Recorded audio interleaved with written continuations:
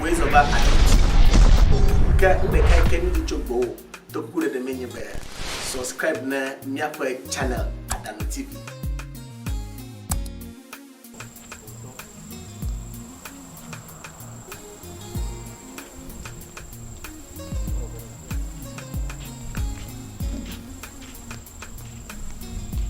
Oh, Jatu. Yeah. Bawa ya mainalo. Nkaoge. Oh, wanyere masanyara ko. Anyaka. Pa ya mabore inara brochiga. No matata o kpo onye viwo. Viwo amanyo. He abuare yi. Amanyo ka. Viwo amanyo e ka. Enyewa vi amanyo. Nko kpo afinya be vinye. O pepe no matata o kpo. Ta be o kpo vinye be fonto. Viwo pe foto o kpo o ba ye. Mmejia. O ba viwo ku. Oku. Baka ba viku. Baka ba viku. Amawula. Oh no. Vinya menyo kala ya mabu bayoku. Oje pia. Mi wana ma togbi mi wana ma. Mama mi wana ma. Ma wo de. Ma wo. Vinye.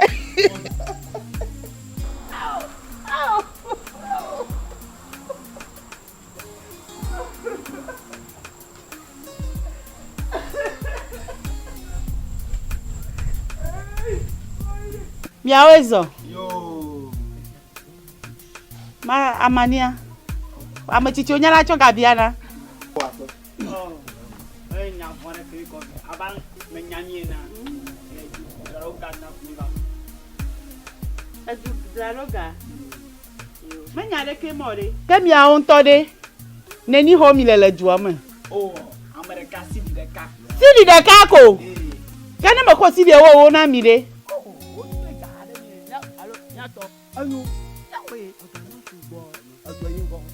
Oh, asusu nyede mai. Oh, amila tagbona mi nto. Ye mi va vinye de kale ye fu blochi.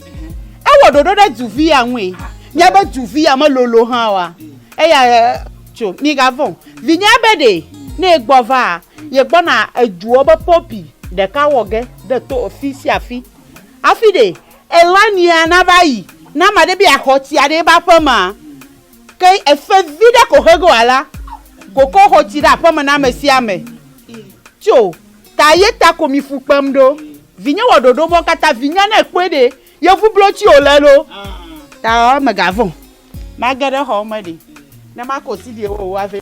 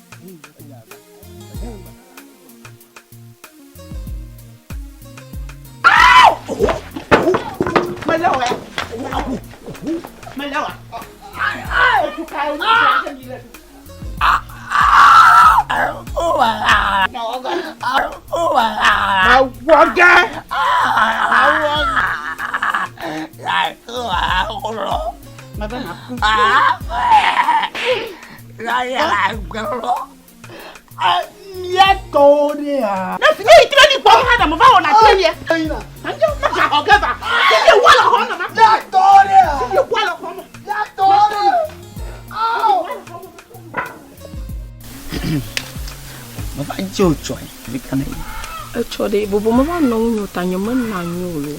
Nani afia? Nyama gbona itaku. Nyam to de na meto nya telephone anyu go mama blolo. Nyam kejwa. Do mai ka wo minele gli afia fu me down se se melo nyanya meta no go. Ajudo Ajudo. Fi me so bo cho go ha ja so ha bo kaka menya bi. Ciao. Ma che guna mano? Blofo kwa. Gaga su bosu. Go ga sa bo la via ga ta kai. Lake, ala. Mo nyento ya. Chale.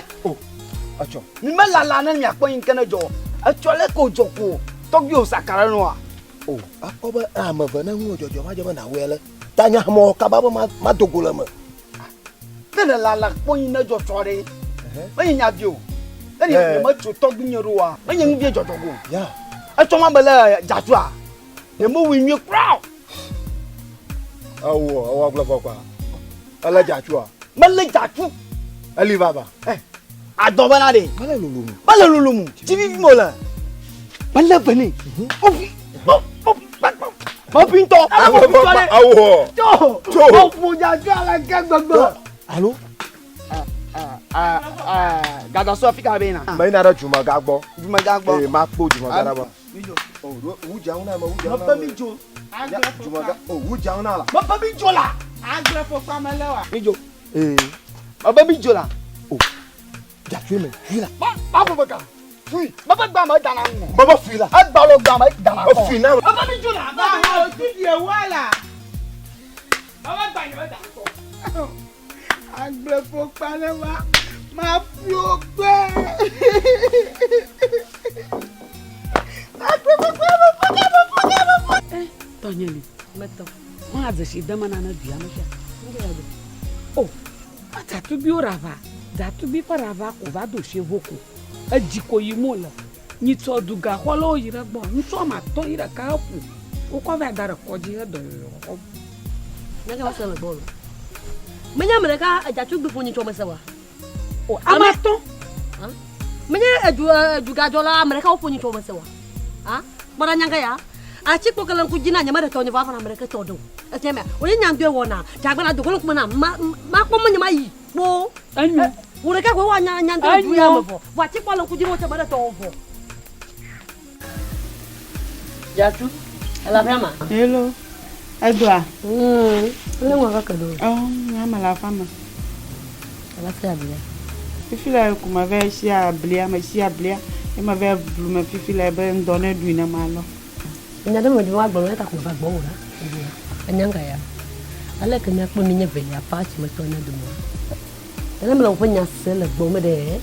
E sana va vire mi de. Nyang de ke ta de chi. Me sana va vire mo pa Dzatu. Me la chao. Ne tu te pre se de ko pe ya me. Dzatu po me te. Dzatu tu me ke po. Dzatu va glen ke. Kaka pun tu che e po amesa do tu mo kwani. E wo nda daw. Me le fayo. No long po le mo si be de venam. Dzatu me nya la le chan ya. E vio de kaya ke ku amenyo ya ke sebe. U be ku lo ku a. Dzatu. Dzatu do to.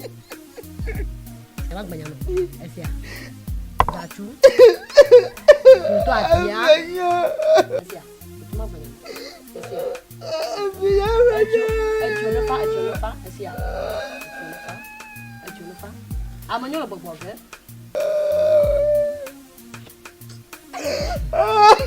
Dzatu do to lah. Cucu ku mah banyak no. Amanyo lo gua. Amanyo mah. Ekwe.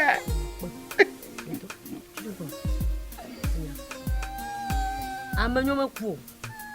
Mau pun mau mi apa tem menyo. Enyak ku mi se. Wo be. Dzatu.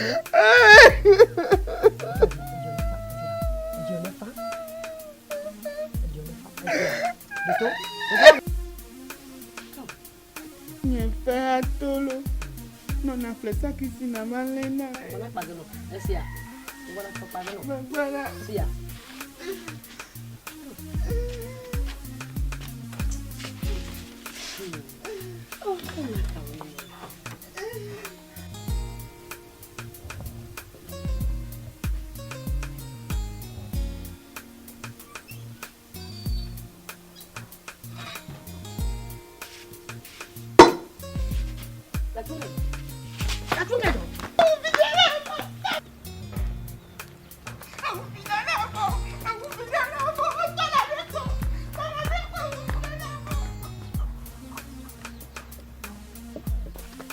Yo, Jami to. si da do abo wa we zon lo. Edu obo mi awe zolo.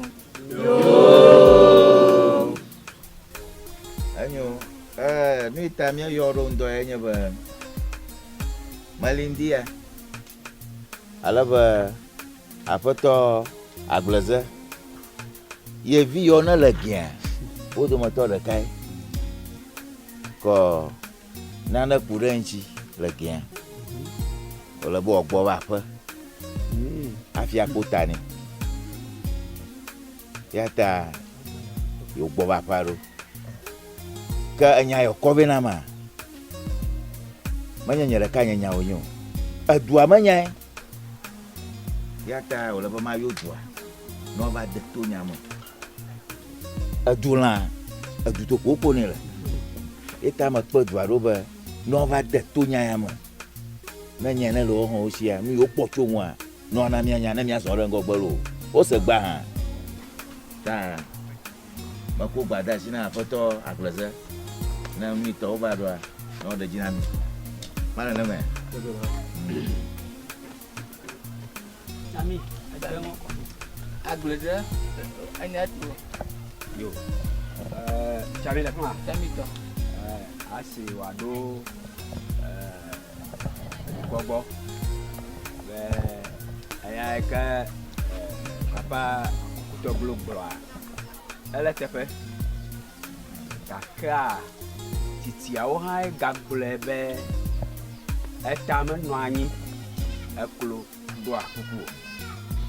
Yeta dia yang coli. Ako hanya adure. Be yang to ne de XEGBE nyai kelesi nu namiase. Ya ba.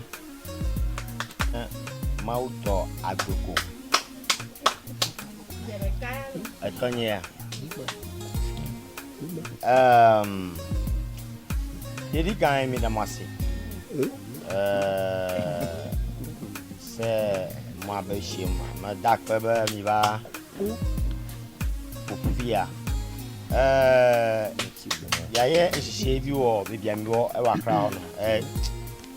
Mi wo dodo de le again. Ye dodo mi wo le fima ye se ese mi ji moni. Ta ma baba nyakpere nunya. Subana mio peo ha nyakpongo yi Ye kwema. no ntina me ba ntino mi hia se mo so mo ba boa me hia nyaba assistance be Yema, ye kwema. Anya kasanya. akpena mi Dumaga. Oto. Dan nak boglon fifi abe kojo mauto. Adagana donu mi la fi si hele ge agbogbo yi masafa gbo. Acho. Na ni ba je jore. Afo enya na. E ba da gbo. Do hujo di bo e. Afo gba do gan kankan.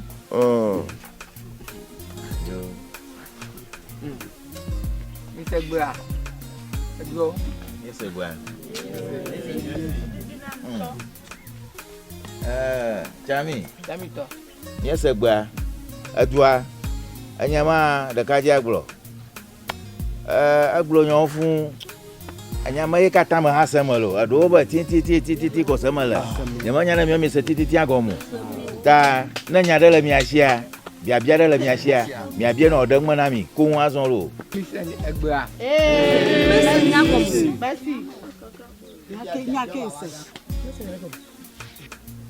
Ya sheleji. Chami. Kami tu. Ho uji to na mi. Après ton vie après nya ke mi va glone mi la fi an docteur ya mele. Nya nya mi we dashire jo. Anyi no fa no si. Obe emi ahie klo dushi, ye dushi ha yo klo anga emi a. Mene ne me ya. Me zomo yire Accra. E ko na ba gen. Me ba do go de ka pu ya tu. E ke nye du ko me vi. Nye ko pe me vi. De ka pu ya pom toji. Vanyiba. Pe me je sim la fia de ko. Ba magba ne potefa me le bobe. Du me manya me do. Ngo do ba wem. De ka pu ya ton chinye. Me deng me na nko. Nyaba me de kena na nyi no fa asonwu akpedan nya nyame da shiro nya ji oro ye gbeja nyi lo awi boto ile toji yo akpe me da akpe na fufu fa kata ike na da fia enyenya ke la signele ndoku fia ma gbolo na fe to via va fia de nya gba nyame nya krabe fe gbe vi o ye nyame nya go ha be du ya mo cho e la be na ntu via de mi pa pele fonye mi yi gbo le office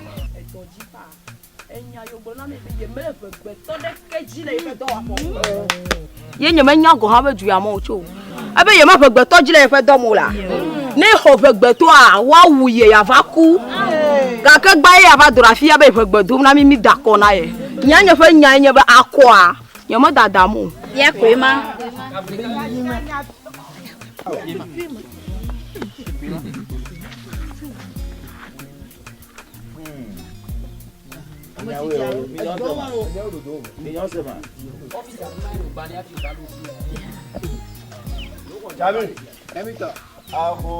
Owi tonami ashele jini kakaba nyele nyesi afeto ya pom le fia be nyele le zublokope nyare ke bo me la sinye ya o kake efo fe nya ya fia efu kode ya efo ya nyigba kple vie mi no tank mi no school dele du gama nenye be mi va nyigba kple vie mi va fe ma efo ya plomdo anyam be mi dora la fe me na e yi me le fe gbeto are ke dim le ye fa fe mo fifi ava mi afa gbeto gbo be mi da ko na ya akoya mi me le da gbegbe ada cholo agba we ma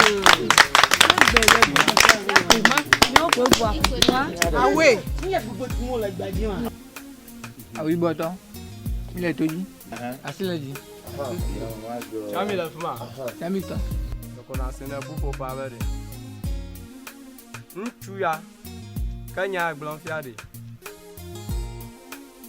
du ya me komile fofobe nuzbo va du ya ma wa va wi awon kuna fiabela ya va du ya me gba benemi adako ne ke miawo enya du ya me no la anu fia aku taya via o moku na ana ire gbaji no no fuma de na wa wo yi fa won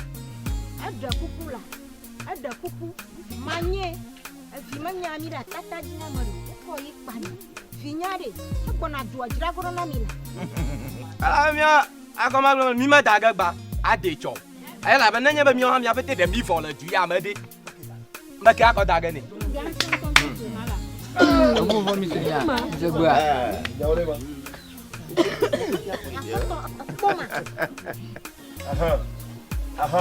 nya jatubi ma shidore ju na mi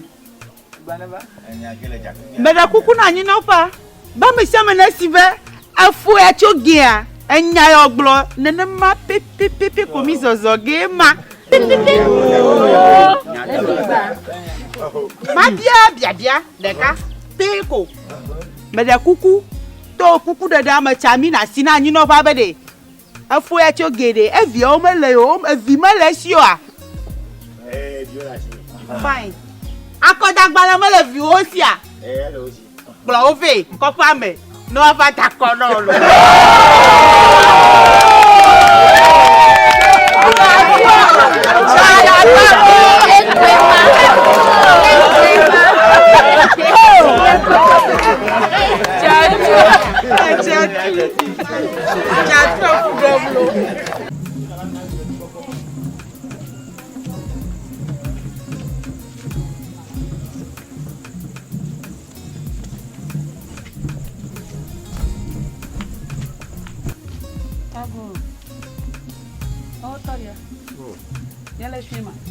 filma okay ndo nyaji tata Tonya li gba ma va tonya dia na me play agbo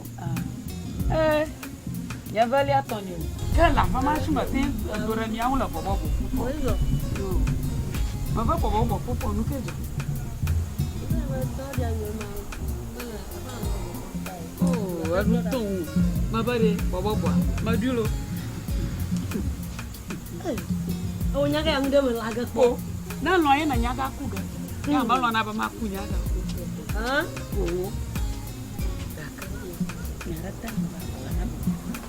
nhớ cái là chua bà dễ sao chắc của chua bố chị biết phải bao nhiêu nhau là nhau đi nhà bà mà bớt đi anh nhé nhà cái là chua cái và mà bớt giả tu bớt gì ở bò đi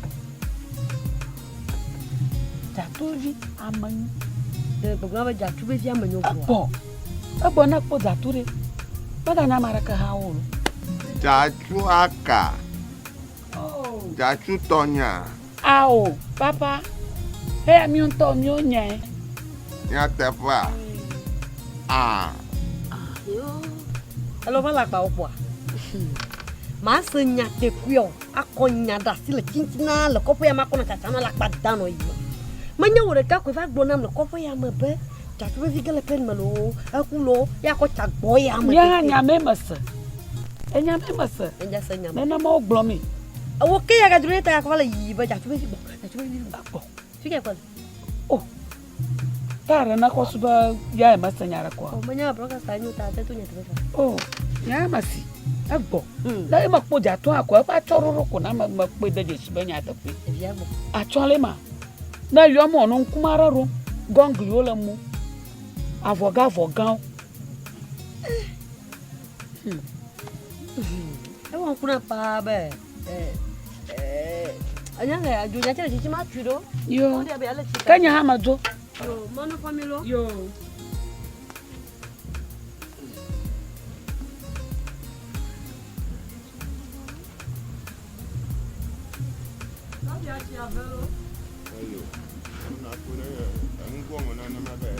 Ways over Adano TV.